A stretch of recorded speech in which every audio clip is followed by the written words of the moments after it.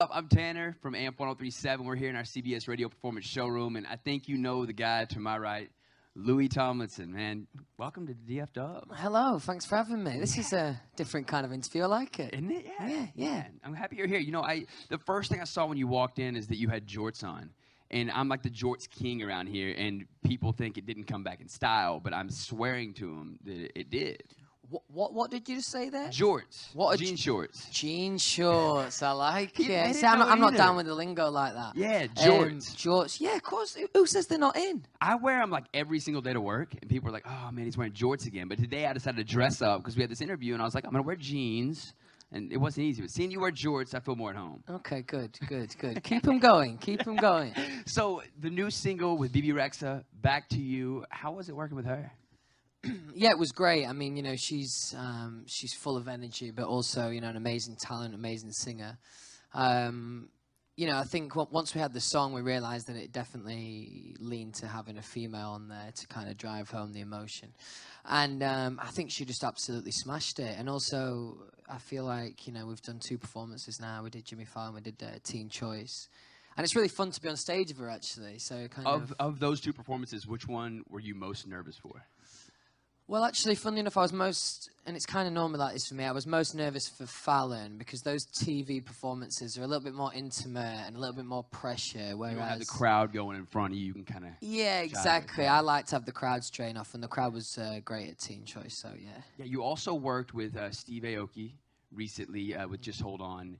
Now, is that going to be the feel of the new album? Is it going to be upbeat like that, or are we going to see a more softer side to Louis, or what can we expect? Yeah, no, I think the Steve song kind of sits on its own, to be honest. It was kind of nice for me to be able to not stay married to pop and kind of, you know, venture outside of that. So that was fun for me, you know, opened opportunities to play festivals that I maybe wouldn't have played before. So that's really fun. But that's kind of all it was, you know, I built up a great relationship with Steve, and it seemed like the natural re-entry into the market for me. But the album itself is a little bit more personal and intimate, yeah.